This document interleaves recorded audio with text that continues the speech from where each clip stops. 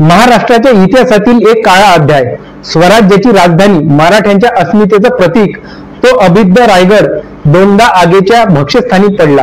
ही केवळ लाकडाची आणि दगडाची राख नव्हती, हा होता विश्वासघाताचा, क्रूरतेचा आणि एका साम्राज्याला संपवण्याचा प्रयत्न। पण रायगड झुकला नाही, तो जळत होता, पण लढत होता। त्याच्या प्रत्येक विटेतून आजही बाहेर पडतो तो एका अग्निदिव्याचा इतिहास। पहिला आघात झाला छत्रपती संभाजी महाराजांच्या मृत्यूनंतर लगेच 1689 मध्ये, जेव्हा क्रूर मुघल बादशाह औरंगजेबाने स्वराज्याची राजधानी नष्ट करण्याचे फरमान काढले। 25 मार्च 1689 रोजी जुल्फिकार खानाच्या नेतृत्वाखाली मुघलांनी रायगडावर वेढा घातला। हा वेढा साधा सुद्धा नव्हता, तर मराठ्यांच्या आत्मविश्वासाला ठेच पोहोचवण्यासाठी होता।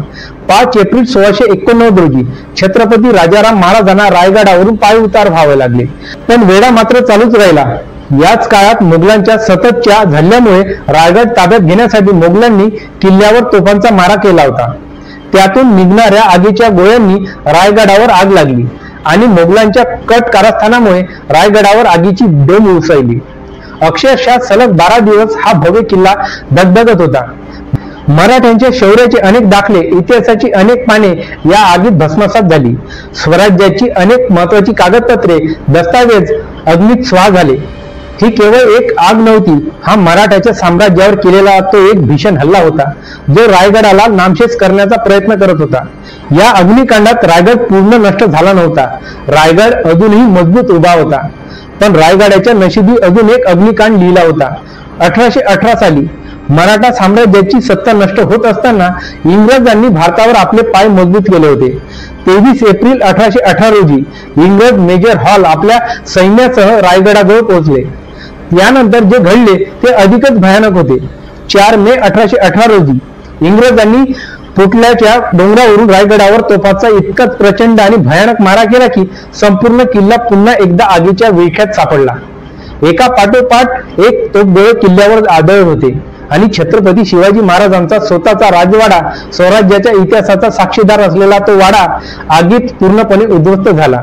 सलग 11 ते 12 दिवस रायगड किल्ला इंग्रजांच्या तोफाच्या मारामुळे आणि लागलेल्या आगीमुळे जळत राहिला। या आगीतून महाराजांची समाधी कशी बशी वाचवता आली, पण स्वराज्याची अनेक अमूल्य आठवणी आणि दस्तावेज कायमचे नष्ट झाले।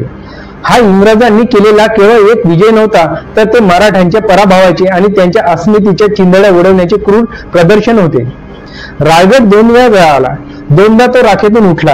ही केवळ इमारतीची राख नव्हती, तर ती होती मराठ्यांच्या अदम्य इच्छाशक्तीची, त्यांच्या शौर्याची आणि स्वराज्यासाठी केलेल्या त्यागाची साक्ष। रायगड आजही उभा आहे, आपल्या गौरवशाली इतिहासाची गाथा सांगण्यासाठी। प्रत्येक जळलेल्या विटेतून, प्रत्येक उद्ध्वस्त झालेल्या भिंतीतून तो आजही आपल्याला आव्हान देतो, मी जळालो पण संपलो नाही, मी लढलो आणि आजही उभा आहे। माझ्याकडे येऊन बघा, मी तुम्हाला पराभवावर मात करण्याची प्रेरणा देईन। रायगड किल्ला हा केवळ एक डोंगर आणि काही दगड नाहीत, तो आजही आपल्यासाठी अग्निदिव्यातून तावून सुलाखून निघालेला अजरामर झालेला इतिहास आहे।